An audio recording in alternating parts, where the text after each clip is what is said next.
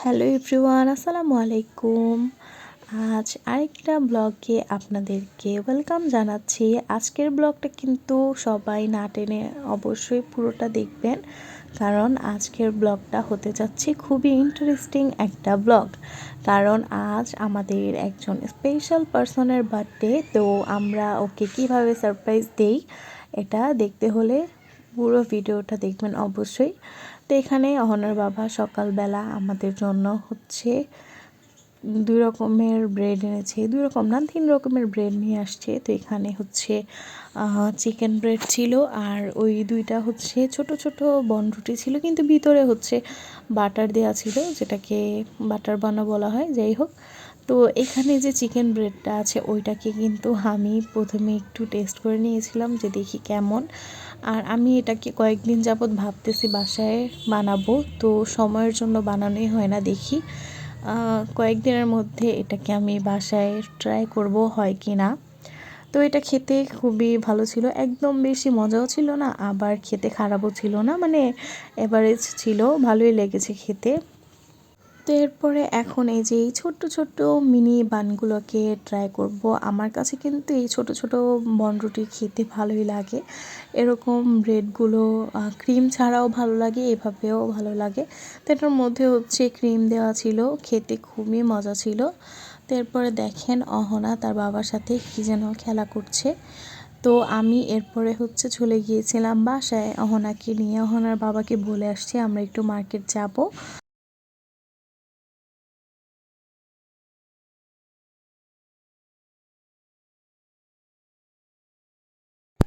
তো কেক বানানো ডান, আলহামদুলিল্লাহ কেকটা ভালো হয়েছিল। এখন হচ্ছে ডেকোরেশনের পালা, আর এই যে ফাইনাল ডেকোরেশন।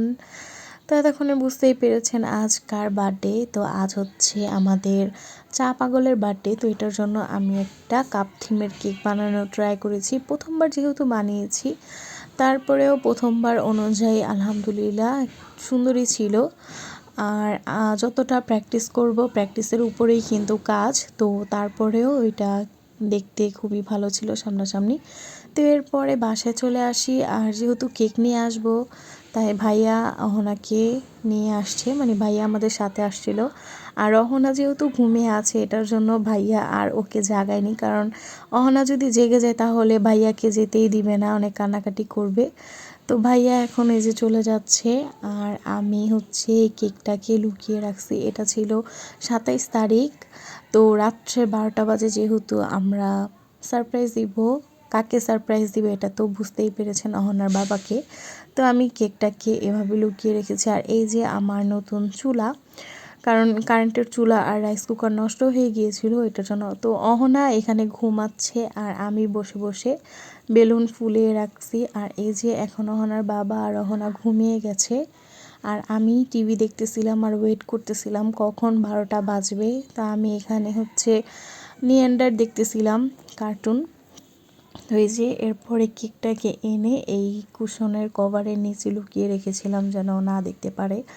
আর বেলুনগুলোকে রেখেছিলাম ল্যাপের নিচে, এভাবে করে লুকিয়ে রাখছি।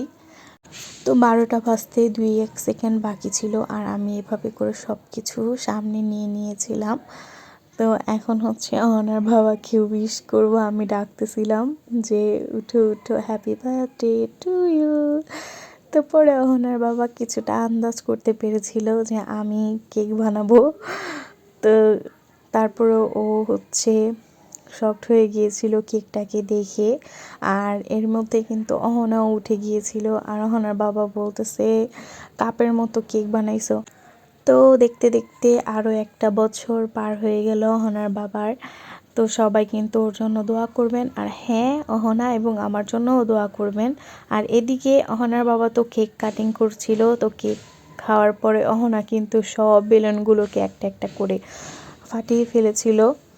তো এই যে কেক, তো কেক টেক খেয়ে তারপরে যে আবার সবাই ঘুমিয়ে গেছে, অহনাও ঘুমিয়ে গিয়েছে। তো আমি ওকে একটু ভিডিও করছিলাম টিকটক, আর ওকে দেখতেছিলাম।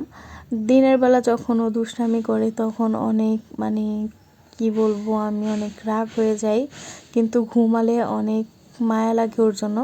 আর এই যে এটা হচ্ছে পরের দিন, দেখেন বাবুনি খাট থেকে নামার জন্য কেমন করছে। ও কিন্তু এখন খাট থেকে মাশাআল্লাহ একটু নামতে পারে, তারপরেও আমি সামনেই থাকি কারণ যদি পড়ে যায়।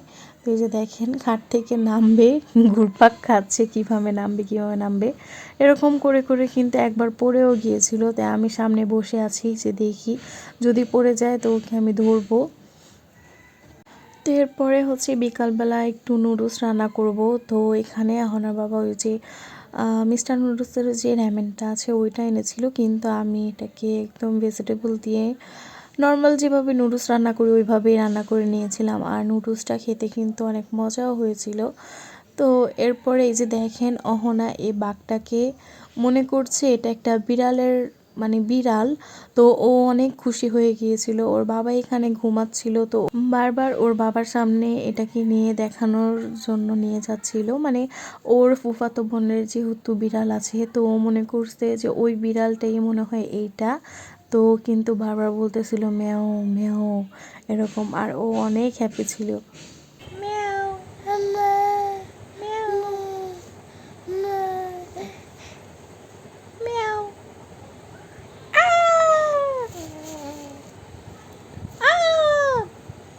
ব্যথা পাই ব্যথা পাই ব্যথা পাই।